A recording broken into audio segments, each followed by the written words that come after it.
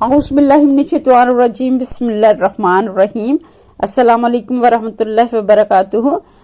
दोस्तों, आज हम हज़रत बिलाल हबशी रज़ियल्लाहु ताला अन्हु के कबूल इस्लाम के बारे में बात करने जा रहे हैं। हज़रत बिलाल हबशी रज़ियल्लाहु ताला अन्हु इस्लाम की तारीख में सब्र, इस्तिकामत और ईमान की मजबूती की एक रोशन मिसाल हैं। आप रज़ियल्लाहु ताला अन्हु का शुमार नबी करीम सल्लल्लाहु अलैहि वसल्लम के करीबी और महबूब सहाबा में होता है।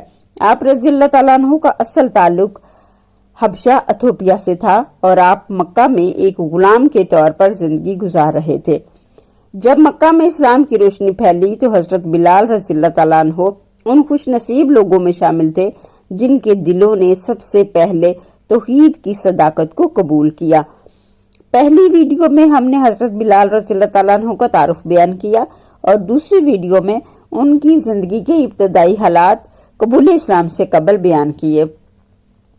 इस वीडियो में हम हजरत बिलाल रज़ियल्लाहु ताला अन्हु के कबूल इस्लाम के वाक़यात बयान करने जा रहे हैं। ये वाक़यात तारीख की मुख्तलिफ किताबों से लिए गए हैं। ये वाक़यात मोहम्मद इम्ताज समी वहाब की किताब सैयदना हजरत बिलाल से लिए गए हैं, जो 1889 में अंग्रेजी में तर्जुमा की गई थी। दोस्तों, हजरत बिलाल रज़ियल्लाहु ताला अन्हु का दौर बुत परस्ती का दौर था।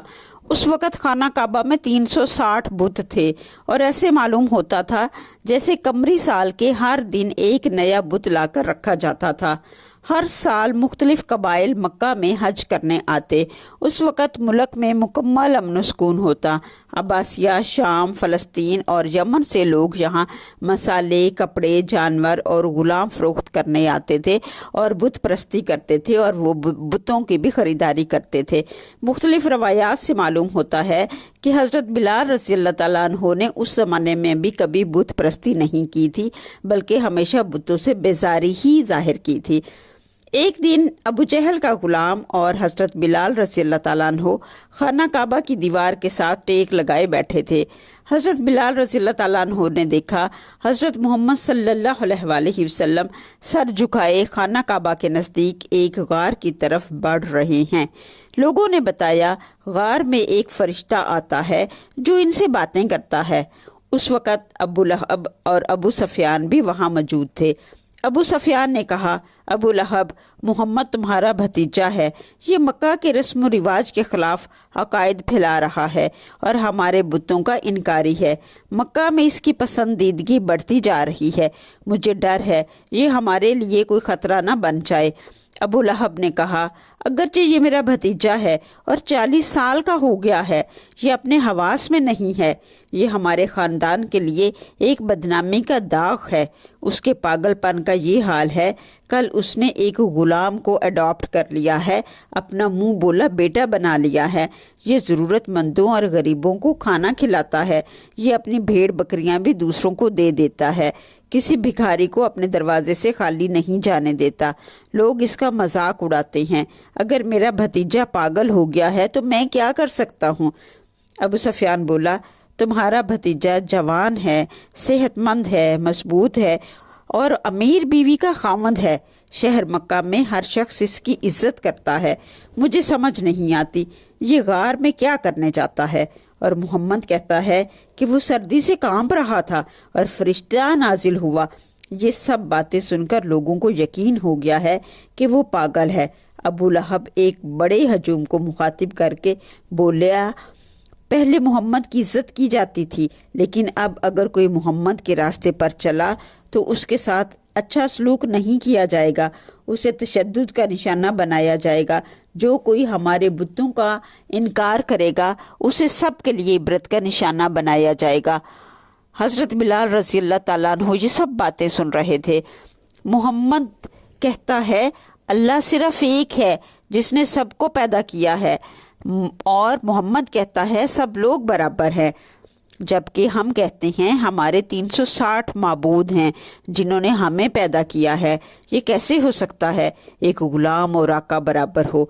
ابو سفیان غصے سے چلاتا ہے، محمد کو یہ بات سمجھ نہیں آتی، ہمارے بت ہمیں آسائش زندگی مہیا کرتے ہیں، ہر سال پورے عرب سے لوگ ان بتوں کی پوجا کرنے آتے ہیں اور وہ دیگر اشیاء کی طرح بت بھی خریدتے ہیں اور انہیں اپنے ساتھ لے جاتے ہیں، کیا ہم غریبوں اور ضرورت مندوں کا خیال نہیں رکھتے؟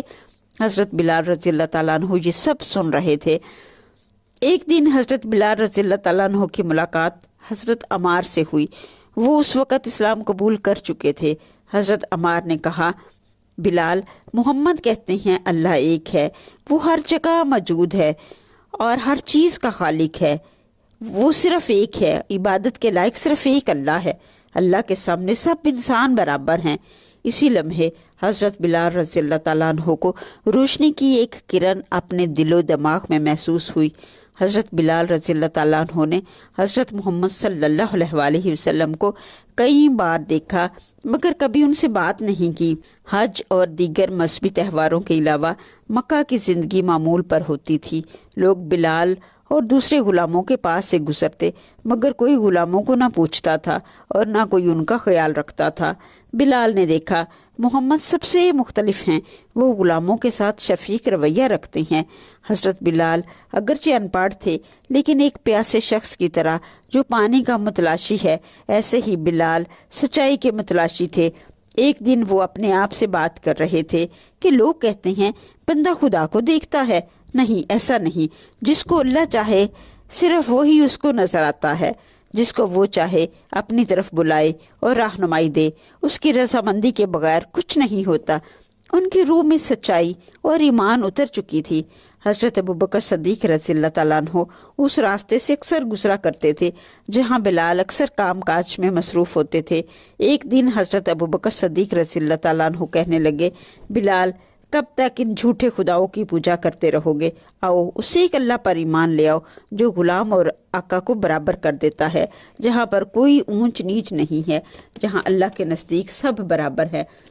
حضرت بلال رضی اللہ تعالیٰ عنہ نے یہ سب باتیں سنی تو نبی کریم صلی اللہ علیہ وآلہ وسلم کی خدمت میں حاضر ہو گئے اور کہا، اے رسول، اگر میں ایمان لے آؤں تو مجھے کیا ملے گا؟ تو آپ صلی اللہ علیہ وآلہ وسلم نے فرمایا، جو رتبہ ابو بکر اور عمر کا ہے وہی رتبہ تمہیں ملے گا، تم ان کے ساتھ شانہ بشانہ نماز میں کھڑے ہوگے، اگر تم پہلے آ جاؤ اور وہ بعد میں تو کوئی تمہیں گھسیٹ کر پچھلی صف میں نہ کرے گا۔ آپ رضی اللہ تعالیٰ عنہ ایمان لے آئے۔ حضرت بلال رضی اللہ تعالیٰ عنہ ایمان تو لے آئے مگر ان کا ایمان ان کے آقا سے پوشیدہ تھا۔ اب نیکسٹ ویڈیو میں ہم دیکھیں گے کہ انہوں نے کب اور کن حالات میں اپنے ایمان کا برملا اظہار کیا۔ یہ جاننے کے لیے ہماری نیکسٹ ویڈیو کا انتظار کریں۔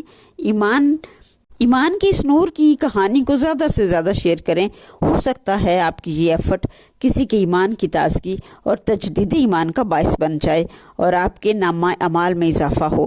جزاک اللہ خیر، صدق اللہ العظیم۔